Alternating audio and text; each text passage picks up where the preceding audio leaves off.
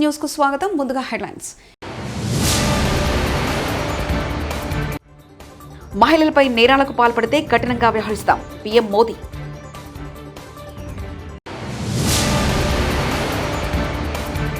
శ్రీకృష్ణుడు గీతాబోధ అనుసారమే అక్రమ నిర్మాణాల కూల్చివేత రేవంత్ రెడ్డి.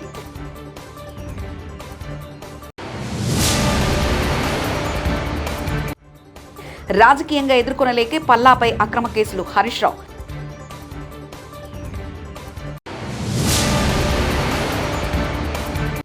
కాంగ్రెస్ నేతలకు ముచ్చెమటలు పట్టిస్తున్న వాల్మీకి స్కామ్ కేటీఆర్.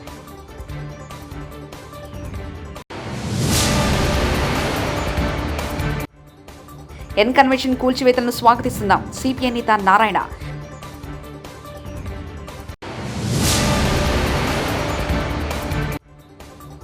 తిరుమల శ్రీవారిని దర్శించుకున్న క్రికెటర్ ఉమేష్ యాదవ్. మహిళలపై పెరుగుతున్న నేరాలపై ప్రధానమంత్రి నరేంద్ర మోదీ కీలక ప్రకటన చేశారు. మహిళలపై నేరాలకు పాల్పడే వారి పట్ల కఠినంగా వ్యవహరిస్తామని, ఎట్టి పరిస్థితుల్లోనూ వారిని విడిచిపెట్టేది లేదని హెచ్చరించారు. మహారాష్ట్రలోని జలగావ్లో ఆదివారం నాడు జరిగిన లఖ్పతి దీదీ కార్యక్రమంలో ప్రధాని పాల్గొన్నారు. ఈ సందర్భంగా ఆయన మాట్లాడుతూ మహిళలపై నేరాలకు పాల్పడే వారిని శిక్షించేందుకు కఠిన చట్టాలను రూపొందిస్తామని చెప్పారు. आज देश का कोई भी राज्य हो, अपनी बहनों बेटियों की पीड़ा को, उनके गुस्से को मैं समझ रहा हूं. मैं एक बार फिर देश के हर राजनीतिक दल से कहूंगा, हर राज्य सरकार से कहूंगा, మిస్ ఇండియా పోటీలో ఎస్టీ, ఎస్సీ, మైనార్టీ వాళ్ళు ఎందుకు ఉండట్లేదు? మిస్ ఇండియా లిస్టు తీశాను, అందులో ఒక్క దళిత్, ఆదివాసీ, ఓబీసీకి సంబంధించిన మహిళ ఉండరు. బాలీవుడ్లో సైతం 90% వీళ్ళెవరు ఉండరంటూ రాహుల్ గాంధీ వ్యాఖ్యానించారు. मैंने चेक किया भाई, मैंने लिस्ट निकाली है. मैंने कहा भैया मिस इंडिया की लिस्ट निकाली. मैंने कहा देखता हूं. मैं कहता हूं देखो यार, अच्छा अब कहते हैं मिस इंडिया की लिस्ट निकाली. सुनो मैंने मिस इंडिया की लिस्ट निकाली. कहा ठीक है देखते हैं. मतलब माइनॉरिटी भी 90% में आती है मैडम, आप भी शामिल हैं. और आपको और దేశంలో గత 2 వారాల్లో మహిళలపై అకృత్యాలకు ఘటనలు చోటు చేసుకున్న నేపథ్యంలో ప్రధానమంత్రి ప్రకటన ప్రాధాన్యత సంతరించుకుంది. శ్రీకృష్ణుని గీతాబోధ అనుసారమే ఈ అక్రమ నిర్మాణాలు కూల్చివేస్తున్నామని ముఖ్యమంత్రి రేవంత్ రెడ్డి తెలిపారు. చెరువుల అక్రమదారుల్లో ప్రభుత్వాలను ప్రభావితం చేసేవారు ఉండడంతో పాటు ప్రత్యక్షంగా ప్రభుత్వంలో భాగస్వాములైన వారు, సమాజాన్ని ప్రభావితం చేసేవారు ఉన్నా కూడా తాను పట్టించుకోనని, ఎవరు ఎంత ఒత్తిడి తెచ్చినా చెరువులను ఆక్రమించిన వారి భరతం పడతానని హెచ్చరించారు. హరే కృష్ణ హెరిటేజ్ ఆధ్వర్యంలో అనంత శేషస్థాన ఉత్సవం జరిగింది. ఈ సందర్భంగా సీఎం రేవంత్ రెడ్డి ప్రసంగించారు. మిత్రులకు ఫామ్ హౌస్లు ఉన్నా ఏవి వదలకుండా హైడ్రా అనే ఒక సంస్థను ఏర్పాటు చేసి, తెలియకుంటేనే ప్రజాప్రతినిధులం కొన్ని మన దినచర్యల్లో భాగంగా కొన్ని తప్పిదాలు చేస్తుంటాం. తప్పుదలు తెలవకుంటేనే కొన్ని తప్పులు జరిగిపోతుంటాయి. మరి ఆ ఖాతాను సవరించుకోవడానికి, ఆ బ్యాలెన్స్ షీట్ను సవరించుకోవడానికి తెలిసి కొన్ని మంచి పనులు చేయాలని నేను ప్రగాఢంగా విశ్వసిస్తున్నా, నమ్ముతున్నా. ఆ తెలిసి చెయ్యాలనుకుంటున్న మంచి పనుల్లో భాగము ఈ చెరువులను చెరబట్టిన వాళ్ళ నుంచి విముక్తి కలిగించాలన్న ఏకైక లక్ష్యంతోనే ఈరోజు చెరువులను ఆక్రమించుకున్న వాళ్ళను ఎవరిని వదలకుండా ఉక్కు పాదంతో అణిచివేయాలన్న ఆలోచన, అందులో నిర్మాణాలను ఏ ఒత్తిడి వచ్చినా వెనక్కి తక్కకుండా తొలగించాలన్న ఆలోచనతోనే ఈరోజు ఈ చెరువులలో ఉన్న అక్రమ కట్టడాలను కూలగొడుతున్నాము. దీనికి స్ఫూర్తి భగవద్గీత. తెలంగాణ టీడీపీ నేతలతో ఆ పార్టీ చీఫ్ చంద్రబాబు భేటీ అయ్యారు. హైదరాబాద్లోని ఎన్టీఆర్ భవన్ సమావేశంలో పాల్గొన్నారు. ఈ సందర్భంగా సభ్యత్వ నమోదు కార్యక్రమం, స్థానిక సంస్థల ఎన్నికల సందర్భంపై దిశానిర్దేశం చేశారు. పార్టీ రాష్ట్ర అధ్యక్షుడి ఎంపికపై కూడా నేతల అభిప్రాయం తీసుకున్నట్లు సమాచారం. 2036 ఒలింపిక్స్ హైదరాబాద్లో నిర్వహించే అవకాశం ఇవ్వాలని కేంద్రాన్ని కోరామని సీఎం రేవంత్ రెడ్డి తెలిపారు. ఒలింపిక్ ఆర్గనైజ్ చేసే సత్తా హైదరాబాద్కు తమ ప్రభుత్వానికి ఉందని చెప్పారు. క్రీడల్ని ప్రోత్సహించాలన్నదే ప్రభుత్వ ధ్యేయమన్నారు. మొన్ననే సిరాస్కు గ్రూప్ 1 ఉద్యోగం ఇచ్చామని, బాక్సర్ నిఖత్ జర్కిన్కు 2 కోట్ల నగదు, డీఎస్పీ పోస్ట్ ఇచ్చినట్లు ఆయన పేర్కొన్నారు. వచ్చే అకాడమిక్ ఇయర్ నుంచి స్పోర్ట్స్ యూనివర్సిటీని ప్రారంభిస్తామని ఆయన వెల్లడించారు. ఇదే కాకుండా 2036లో ఒలింపిక్ గేమ్స్ని ఇండియా ఆర్గనైజ్ చేయాలని ప్రధానమంత్రి గారు ఏదైతే ఆలోచన చేస్తున్నారో ఆ ఒలింపిక్ గేమ్స్ని హైదరాబాద్ వేదికగా మేము నిర్వహిస్తాము. తెలంగాణ రాష్ట్రానికి అవకాశం ఇవ్వండి. ఇంటర్నేషనల్ స్టాండర్డ్స్ స్టేడియంస్ని అన్నిటిని కూడా ఇన్ఫ్రాస్ట్రక్చర్ తెలంగాణ రాష్ట్ర ప్రభుత్వం క్రియేట్ చేస్తుంది. తెలంగాణ రాష్ట్ర ప్రభుత్వం ఆ వసతులను అన్నిటిని కూడా ఇప్పటి నుంచే ప్రణాళికబద్ధంగా అభివృద్ధి చేస్తామని చెప్పి మేము వారికి చెప్పడం జరిగింది. ఉస్మానియా గాంధీ హాస్పిటల్ ఇతర ప్రభుత్వ ఆసుపత్రుల్లో మందులు దొరకడం లేదు. రాష్ట్రంలో పారిశుద్ధ్యం పడకేసిందంటూ, గ్రామాల్లో మున్సిపాలిటీలో ఎక్కడ కూడా చెత్తెత్తే పరిస్థితి లేదంటూ స్వయంగా జీహెచ్ఎంసీ కమిషనరే మా ఇంట్లో చెత్త తీసుకోవడం లేదని చెప్తున్నారంటూ హరీష్ రావు వ్యాఖ్యానించారు. ఆసుపత్రిలో ఏ మెడిసిన్స్, సింపుల్ మెడిసిన్స్, క్లోరోమోజల్, నాక్ 40 mg, గ్లైకోమైట్, ఫ్లెకన్జోల్, పారాసిటమల్ లిక్విడ్ 10 mg, అటినాస్ 10 mg, సారావెట్ క్రీమ్, ఆయింట్మెంట్, అమెక్సోక్లిప్, పెంటాష్ డిజైన్, కాళ్ళ నొప్పులు, కీళ్ళ నొప్పుల మందులు, ఈ మందులు లేవు దవాఖానలో. అసలు మందు ప్రభుత్వ ఆసుపత్రుల్లో మందులే లేవు. బయటకు రాసే పరిస్థితి వచ్చింది. మీరు రివ్యూ చేయాల్సింది ఏంది? ప్రజల ఆరోగ్యం కంటే ముఖ్యమైనది ఏంటిది? ఇవాళ ఎక్కడ చూసినా రాష్ట్రంలో పూర్తిగా పారిశుద్ధ్యం పడకేసింది.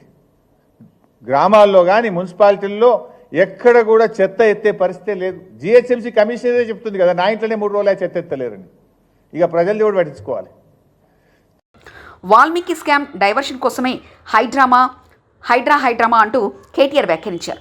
187 కోట్ల ఎస్టీ కార్పొరేషన్ డెవలప్మెంట్ నిధులు బుక్కిన కాంగ్రెస్ నాయకులు వాల్మీకి స్కామ్లో V6 సంస్థ ఓనర్ వివేక్ పాత్రపై సంచలన వ్యాఖ్యలు చేసిన కేటీఆర్, కర్ణాటకలో జరిగిన వాల్మీకి స్కామ్లో తెలంగాణ కాంగ్రెస్ నాయకుల పాత్ర, సీఎం సిద్ధరామయ్య డైరెక్ట్గా ఇరుక్కున్న ఎస్టీ కార్పొరేషన్ డెవలప్మెంట్, 187 కోట్ల నిధుల తరలింపు, కుంభకోణంలో తెలంగాణ కాంగ్రెస్ నాయకుల అకౌంట్లలో 45 కోట్ల నిధులు తరలింపు, V6 బిజినెస్ సొల్యూషన్ పేరిట ఉన్న కంపెనీలో 4.5 కోట్ల తరలింపు, సిద్ధరామయ్యను సీఎం పదవి నుంచి తప్పించాలని అధిష్టానంపై ఒత్తిళ్లు, సిద్ధరామయ్యను మారిస్తే తెలంగాణలో రేవంత్ రెడ్డిని కూడా మార్చాలంటూ కర్ణాటక మంత్రి సతీష్ జర్కిహోలీ కీలక వ్యాఖ్యలు చేశారు. ఈ స్కామ్ మీద మీడియాతో చర్చ జరగకుండా ఎన్కన్వెన్షన్ మీద హైడ్రా పేరిట దాడులు అంటూ హైడ్రామా అంటూ కేటీఆర్ వ్యాఖ్యానించారు. కర్ణాటకలో జరిగిన వాల్మీకి స్కామ్ కర్ణాటక కాంగ్రెస్కే కాదు, తెలంగాణ కాంగ్రెస్ కూడా ముచ్చెమటలు పట్టిస్తోంది. కింద మీద పడి ఇక్కడ కాంగ్రెస్ వాళ్ళు, రేవంత్ రెడ్డి గారు మీడియాను మేనేజ్ చేస్తూ విషయాలు బయటికి రాకుండా ఆపుతా ఉన్నారు. కానీ ఆ మబ్బులు కూడా తప్పకుండా 4-5 రోజుల్లో విడిపోతాయని నేను అనుకుంటాను. గవర్నమెంట్ డబ్బులు గవర్నమెంట్ అకౌంట్ల నుంచి అక్రమంగా ఏ కారణం లేకుండా సరిగ్గా పార్లమెంట్ ఎలక్షన్కు ముందు 180 కోట్ల రూపాయలు దారిమల్లినాయి. కర్ణాటక ముఖ్యమంత్రి స్వయంగా సిద్ధరామయ్య గారు అసెంబ్లీలో ఈ వాల్మీకి స్కామ్లో భారీ ఎత్తున డబ్బులు దారిమల్లినాయని ఆయనే ఒప్పుకున్నారు. అందులో హైదరాబాద్లోని 9 బ్యాంక్ అకౌంట్లకి 45 కోట్ల రూపాయలు ట్రాన్స్ఫర్ చేశారు. దీని మీద ఎంక్వైరీ మొదలు కాగానే ఏమైందో ఏమో తెలియదు కానీ వాల్మీకి కార్పొరేషన్ అకౌంట్ సూపరింటెండెంట్ ఆఖరికి ఆత్మహత్య చేసుకున్నాడు. ఇవాళ ఆయన కుటుంబం రోడ్డున పడే పరిస్థితి. బ్యాంక్ అధికారులతో సహా 11 మందిని ఈడీ అరెస్ట్ చేసింది. కర్ణాటక నుండి మన తెలంగాణకు అక్రమంగా ఈ డబ్బు ఏ అకౌంట్లలోకి వచ్చింది, ఆ అకౌంట్లు ఎవరివి, ఈ తీగ లాగితే తెలంగాణ కాంగ్రెస్ డొంక మొత్తం కదులుతా ఉన్నది. మొన్న పార్లమెంట్ ఎన్నికల్లో తెలంగాణ కాంగ్రెస్ పార్టీ తన ఖర్చులకు ఈ డబ్బులే వాడినట్టుగా అనిపిస్తా ఉంది. 4.5 కోట్ల రూపాయలు నేరుగా V6 బిజినెస్ అనే కంపెనీకి ట్రాన్స్ఫర్ అయినట్టుగా ఆధారాలు ఉన్నాయి. ఈ V6 బిజినెస్ కంపెనీ ఓనర్ ఎవరు? SIT, CID, ED ఈ దాడులన్నీ జరిగిన తర్వాత కూడా మన తెలుగు మీడియాలో ఈ వార్తలు రాకుండా అడ్డుకుంటున్నది ఎవరు? పార్లమెంట్ ఎన్నికల సమయంలో కొన్ని బంగారం షాపులు, బార్ల నుండి భారీ మొత్తంలో డబ్బులు తీసుకున్నట్టుగా తెలుస్తా ఉంది. వారికి కాంగ్రెస్ పార్టీకి ఉన్న అనుబంధం ఏంది? ఇవన్నీ కూడా బయటికి రావాలి. కర్ణాటక ముఖ్యమంత్రి సిద్ధరామయ్యను గనక పొరపాటున తొలగిస్తే పక్కన ఉన్న తెలంగాణ సర్కారు కూడా కూలుతుంది అని ఈ మధ్యనే కర్ణాటక మంత్రి సతీష్ జర్కిహోలీ అంటున్నారు. మరి కర్ణాటక కాంగ్రెస్ తో తెలంగాణ కాంగ్రెస్ కు అంతలాగా పెనవేసుకున్న ఈ అనుబంధం ఈ వాల్మీకి స్కామేనా? ఈ వాల్మీకి స్కామ్ లో భారీ మొత్తంలో వాటా తెలంగాణ కాంగ్రెస్ నాయకులకు కూడా చేరిందని ఆధారాలు దొరికినా ఈడీ ఎందుకు మౌనంగా ఉంటుంది? అసలు తెలంగాణ కాంగ్రెస్ నాయకుల మీద దర్యాప్తు జరగకుండా రక్షిస్తున్నది ఎవరు? పార్లమెంట్ లో గాయ చేసుడు తప్ప బయట మాత్రం ఏమీ తమ సొంత పార్టీ అవినీతి మీద నోరు విప్పని రాహుల్ గాంధీ ఖచ్చితంగా నోరు విప్పాలి. ఈ వాల్మీకి కార్పొరేషన్ గుట్టు విప్పాలని చెప్పి నేను డిమాండ్ చేస్తా ఉన్నాను. తిరుమల శ్రీవారిని ఆదివారం పలువురు ప్రముఖులు దర్శించుకున్నారు. టీమిండియా క్రికెటర్ ఉమేష్ యాదవ్, రచయిత రామజోగయ్య శాస్త్రి కుటుంబ సభ్యులతో కలిసి స్వామివారిని దర్శించుకున్నారు. వీఐపీ ప్రారంభ విరామ దర్శన సమయంలో వారు స్వామివారి సేవలో పాల్గొన్నారు. తిరుమల తిరుపతి దేవస్థాన అధికారులు వారికి స్వాగతం పలికి దర్శన ఏర్పాట్లు చేశారు. వీరికి రంగనాయకుల మండపంలో పండితులు ఆశీర్వచనం చేసి స్వామివారి తీర్థప్రసాదాలను అందజేశారు.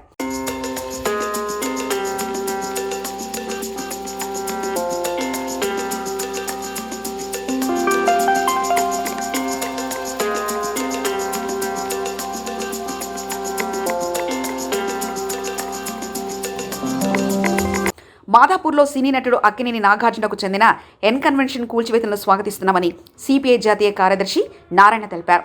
ఎన్ కన్వెన్షన్ను కూల్చివేసిన ప్రాంతాన్ని ఆయన పరిశీలించారు. చెరువుల అక్రమదారుల్లో ఎంతటి వారునో ఉపేక్షించొద్దన్నారు. ఎవరు ఆక్రమించినా వారిపై హైడ్రా కూల్చివేతలు చేపట్టాలని కోరారు. అక్రమ కట్టడాలకు అనుమతులిచ్చిన వారిపైన చర్యలు తీసుకోవాలని ఆయన డిమాండ్ చేశారు. భారాస నేతలు మల్లారెడ్డి, పల్లా రాజేశ్వరరెడ్డి చెరువుల్లో కాలేజీలు కట్టారని ఆరోపించారు. పెద్ద పెద్ద వాళ్ళే కబ్జాలు చేసుకొని అనుభవిస్తూ ఉన్నారు. మేము గత 10-15 ఏళ్ళుగా అన్ని ప్రాంతాలకు పోయి చూస్తున్నాం. ఎక్కడైనా పేదవాళ్ళు ఈ ప్రభుత్వ భూములు గుడిసేసుకుంటే మాత్రం అందరూ ఎగబడి ఒంటి కాపీ వస్తారు. కానీ ఈ గుంట పొరంబోకులు, చెరువు, ట్యాంకు ఇవంతా ఉండే వాళ్ళు బిల్డింగ్లు కట్టుకున్నారు. కొన్ని చోట్ల ఇంజనీరింగ్ కాలేజీ కట్టుకున్నారు, కొన్ని చోట్ల ఫంక్షన్ హాల్స్ కట్టుకున్నారు. వాళ్ళు విలాసవంతమైన జీవితాలు కనిపిస్తూ ఉన్నారు. వాటిపైన మేము ఎన్నో రోజులు ఆందోళన చేశాం. ప్రభుత్వం పెడసెన పెట్టింది. ఎందుకైనా మంచిది, రేవంత్ రెడ్డి ముఖ్యమంత్రి అయిన తర్వాత ఈ కుంటలు, చెరువులు మొత్తం కూడా ఖాళీ చేయించడానికి ఒక సంస్థ ఏర్పాటు చేశాడు. హైడ్రా సంస్థ ఏర్పాటు చేశాడు. సరి చూద్దామని అని అనుకున్నాం. కానీ ఇప్పుడు ఎన్ కన్వెన్షన్ అధినేత చాలా సినీ ప్రముఖుడు ఆయన నాగార్జున, ఆయన బిగ్ బాస్కే బాస్ ఆయన దీన్ని ఆక్రమించుకున్నాడు. సరే ఏదో 1 ఎకరా 2 ఎకరాలు ఆక్రమించడం చేసి ఉండొచ్చు. దాన్ని ఉపయోగించుకొని ఈ చెరువుని ఆక్రమించేశాడు. ప్రజా సమస్యలు పక్కదారి పట్టించేందుకే రేవంత్ రెడ్డి హైడ్రా డ్రామాలో ఆడుతున్నారంటూ రేవంత్ రెడ్డి వాళ్ళ తమ్ముడి కాంగ్రెస్ ఎమ్మెల్యేల పార్టీ నాయకుల అక్రమ నిర్మాణాలను కూల్చే దమ్ముందా అంటూ బీజేపీ ఎమ్మెల్యే ఏలిటి మహేశ్వర్ రెడ్డి అన్నారు. రెడ్డి గారు, నిజంగా మీరు ఈ హైడ్రా ద్వారా వాస్తవంగా ఇక్కడ ఉన్నటువంటి మరి ఇల్లీగల్ కన్స్ట్రక్షన్ అన్నింటినీ కూడా డిమాలిష్ చేసే దమ్ము నీకు ఉన్నదా? అట్లయితే నీ సొంత తమ్ముడి మీద వస్తున్న ఆరోపణలు కానీ, మరి మీ పార్టీ నాయకుల మీద వస్తున్న ఆరోపణలు కానీ, మీ పార్టీలో ఉన్న ఎమ్మెల్యేల అక్రమ నిర్మాణాలను ముందు మీరు డిమాలిషన్ చేసిన తర్వాత మరి ఇతర అంశాలకు మీరు వెళ్ళుంటే బాగుండేది. ప్రజాపాలనంటూ ప్రశ్నిస్తున్న జర్నలిస్టులపై, సామాన్యులపై దాడులు చేస్తున్నారని ఢిల్లీ జంతర్ మంతర్ వద్ద ధర్నాకు దిగారు జర్నలిస్ట్ ఆకుల శ్రీనివాసరెడ్డి. ఎలక్షన్ల కంటే ముందు తెలంగాణకు వచ్చి రాహుల్ గాంధీ 423 హామీలు ఇచ్చి ఒక్క హామీ కూడా పూర్తి చేయకుండానే ఎందుకు హామీలు పూర్తి చేస్తలేరు అంటే దాడులు చేస్తుర్రు. కాంగ్రెస్ గూండాలు దాడి చేస్తుర్రు. పోలీసు వాళ్ళు కండువ కప్పుకొని కార్యకర్తలు లెక్క పోలీసులు. హైడ్రా కూల్చివేతలపై సంచలన వ్యాఖ్యలు చేసిన ఎంఐఎం అధినేత అసదుద్దీన్ ఓవైసీ, ఎఫ్డీఎల్ బఫర్ జోన్ పరిధిలో ఉన్న ప్రభుత్వ భవనాలు, కార్యాలయాలు కూడా కూల్చేస్తారా? నెక్లెస్ రోడ్డు కూడా ఎఫ్డీఎల్ పరిధిలో ఉంది, కూల్చేస్తారా? జేహెచ్ఎంసీ ప్రధాన కార్యాలయం వద్ద నీటి కుండ ఉండేది, దాన్ని కూడా కూల్చేస్తారా? కేంద్ర ప్రభుత్వానికి సంబంధించిన సీసీఎంబీ ఆఫీస్ హిమైసాగర్ వద్ద ఉంది, అది కూల్చేస్తారా అంటూ ఎంఐఎం అధినేత असदुद्दीन ओवैसी व्याख्यानिंचाరు. और फिर हमारे एमएलए कौसर साहब जाकर चीफ सेक्रेटरी को भी बोले हैं, ये बात हम बोले हैं. और तीसरी बात ये है कि जीएचएमसी का जो ऑफिस है, अभी जीएचएमसी का ऑफिस है ना, तो हम लोग जो है हमारे स्कूल में जब हम लोग बस में जाते थे, हैदराबाद पब्लिक स्कूल को बस में जाते थे, मेरे को अच्छी तरह याद है हमारी जो बस होती थी वापसी में ऐसा आती थी, या फिर कभी कभी मैं पब्लिक स्कूल को जाता था बस पकड़ के, एक बस नंबर 7 होती थी, अभी भी होंगी, डबल डकर में बैठ जाता था मैं, ऊपर बैठने का बड़ा शौक था मेरे. हाँ, वो लिबर्टी से जाती थी, लिबर्टी से टैंक बन जाती थी. वहां पर जहां पर जीएचएमसी का ऑफिस है वहां पर एक वाटरफॉल था.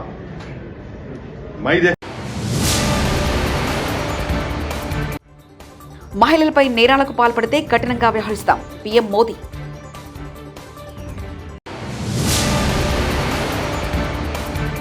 శ్రీకృష్ణుడు గీతాబోధ అనుసారమే అక్రమ నిర్మాణాల కూల్చివేత రేవంత్ రెడ్డి.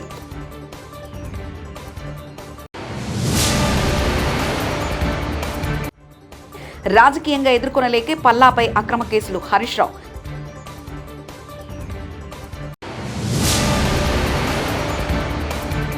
కాంగ్రెస్ నేతలకు ముచ్చెమటలు పట్టిస్తున్న వాల్మీకి స్కామ్ కేటీఆర్.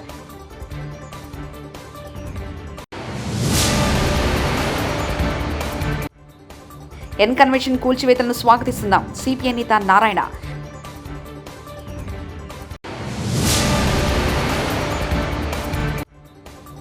తిరుమల శ్రీవారిని దర్శించుకున్న క్రికెటర్ ఉమేష్ యాదవ్.